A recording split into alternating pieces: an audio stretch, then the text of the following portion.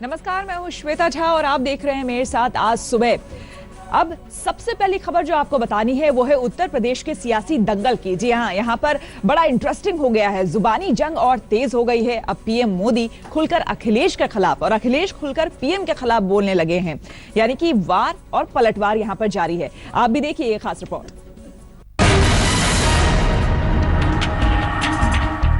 भारत के वैज्ञानिकों ने जो कल 104 सैटेलाइट एक साथ छोड़े, उसकी तारीफ न हुई हो।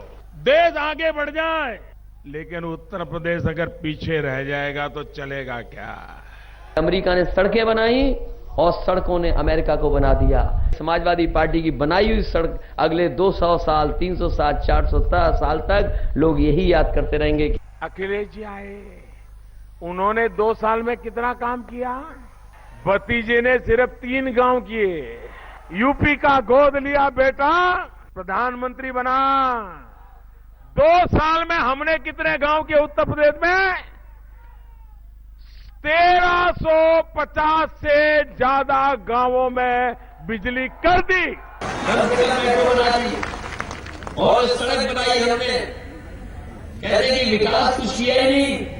और मैं तो कहता हूं कि प्रधानमंत्री जी एक बार आप भी चल करके देख लो।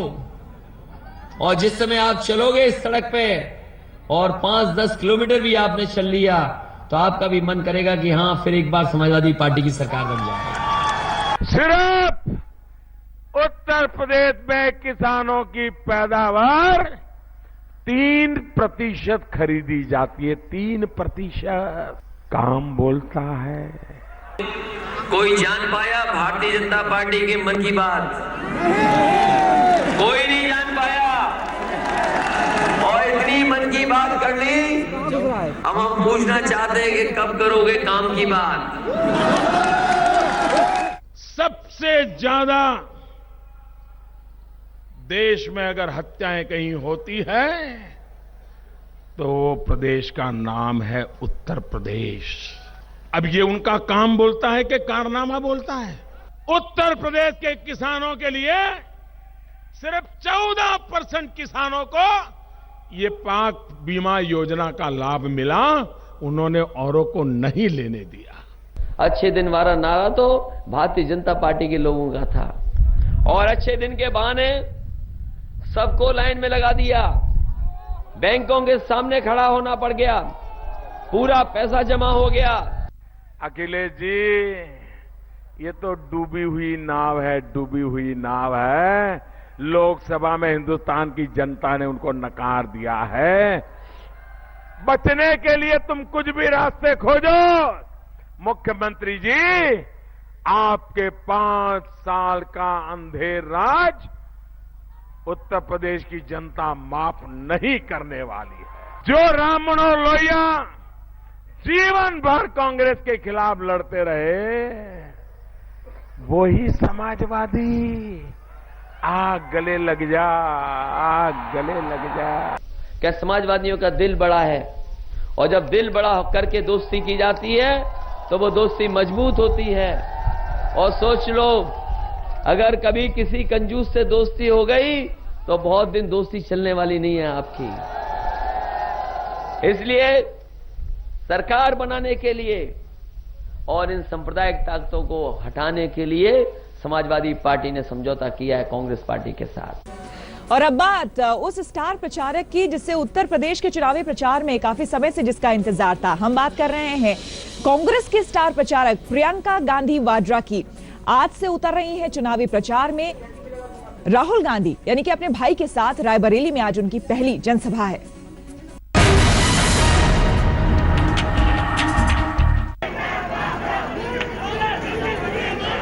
लंबे अरसे से जिसका इंतजार था वो आज होने जा रहा है। कांग्रेस के स्टार प्रचारक प्रियंका वाड्रा आज पहली बार यूपी विधानसभा चुनाव में कांग्रेस उम्मीदवारों के लिए वोट मांगेंगी। रायबरेली में भाई राहुल गांधी के साथ प्रियंका की पहली रैली।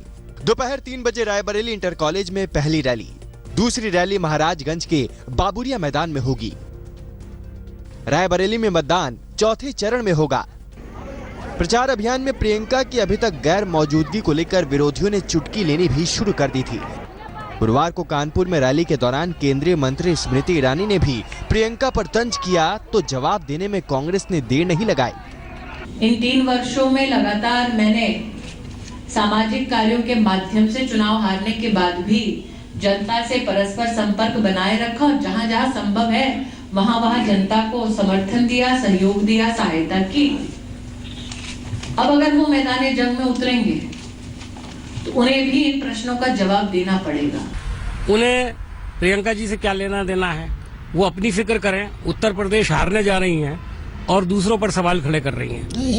प्रियंका को लेकर बीजेपी सांसद विनय कटियार भी विवादित बयान दे चुके हैं।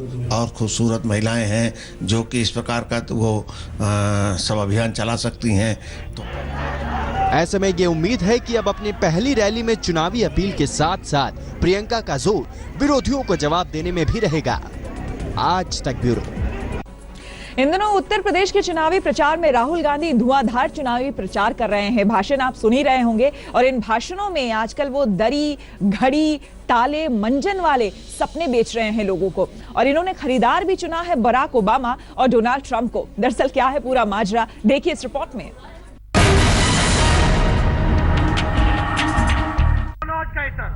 बरेली में बांस का काम, कानपुर का लेदर, मिर्जापुर की कालीन।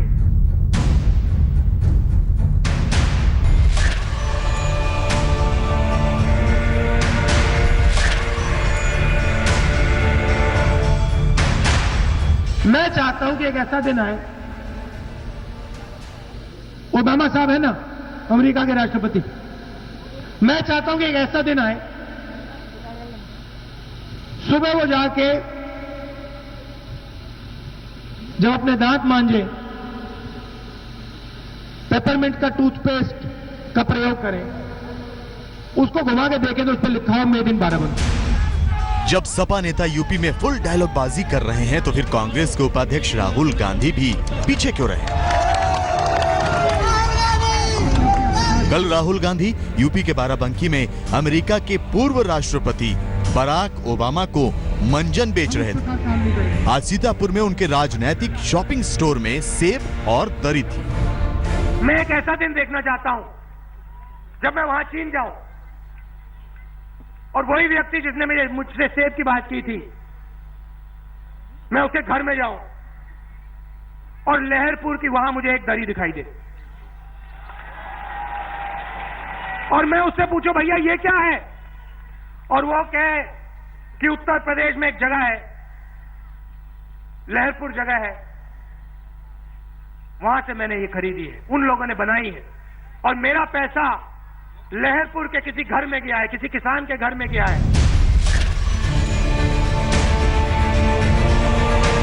राहुल गांधी आजकल यूपी में जहां भी भाषण देने जाते हैं, उनके भाषण के स्क्रिप्ट राइटर उस एक सामान का जिक्र करना नहीं भूलते, जिस सामान को अधिकतर अमेरिका के पूर्व राष्ट्रपति बराक ओबामा और कभी कभी अमेरिका के अभी के राष्ट्रपति डोनाल्ड ट्रंप इस्तेमाल आने वाले समय में करेंगे।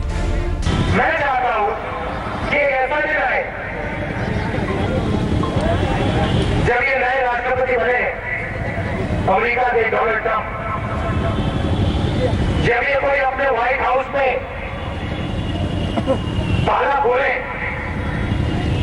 उस ताले में मेड इन चाइना ना लिखा हो, उस ताले में मेड इन अलीगढ़ लिखा हो।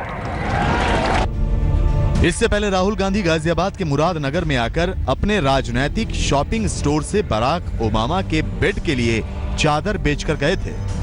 जब ओबामा साहब दुकान में जाएं और दुकान में वो एक बेडशीट खरीदें और बेडशीट पे लिखा हो made in Uttar Pradesh, made in Muradnagar.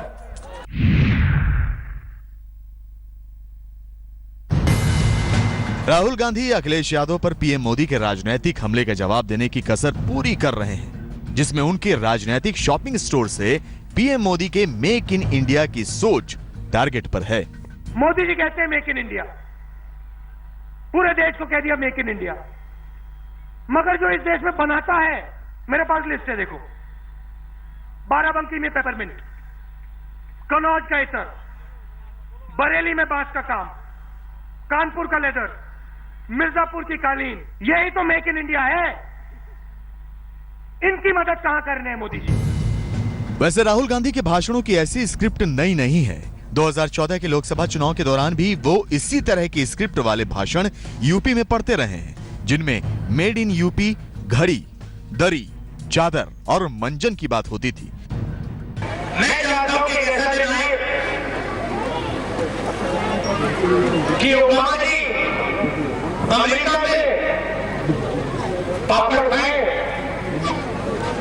और कहें कि भैया बहुत बढ़िया पापड़ है। लेकिन इस बार सवाल अखिलेश के लिए है कि क्या राहुल गांधी का राजनीतिक शॉपिंग स्टोर अखिलेश यादव को राजनीतिक मुनाफा दिलाएगा? जब ओबामा साहब किसी दुकान में जाएं और पॉल्ट्री की कोई चीज खरीदे और उस पर पढ़े, वो उल्टा करके उसको देखे, उस पर लिखा हो मेड इन खुर्जा। आज तक ब्यूरो। उत्तर प्रदेश के चुनावी प्रचार में एक और हकीकत सामने आई है, और वो हकीकत ये है कि चाचा और भतीजे की दिलों की दूरी अभी दूर नहीं हुई है। तभी तो इटावा की जनसभा में अखिलेश ने अपने चाचा यानी कि शिवपाल को आरोपों के कटघरे में खड़ा कर दिया।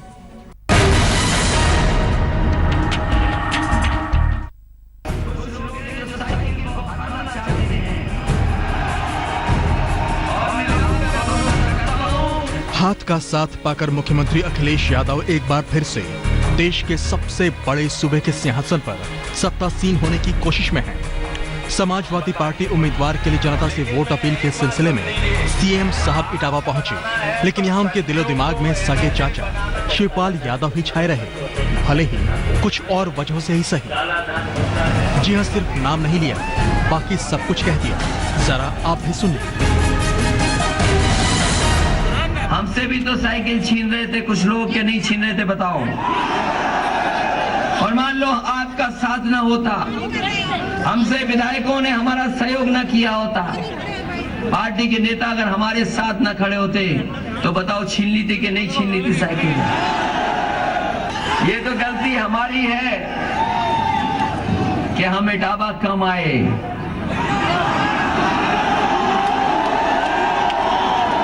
और इटावा इसलिए कम आए कि हमें दूसरों पे ज्यादा भरोसा था, और ज्यादा भरोसा कर लिया। जिन पे ज्यादा भरोसा किया उन्होंने हमें और नेताजी को ही लड़ा दिया। बताओ, कर दो, हमारी मदद कर दो इस चुनाव में। अखिलेश ने इटावा सदर प्रत्याशी कुलदीप गुप्ता के समर्थन में वोट जरूर मांगा, लेकिन आप ये जानकर हैरान रह जाएंगे कि अपने भाषण के 80% से भी ज्यादा हिस्से में उन्होंने चचा शिवपाल को ही कोसा।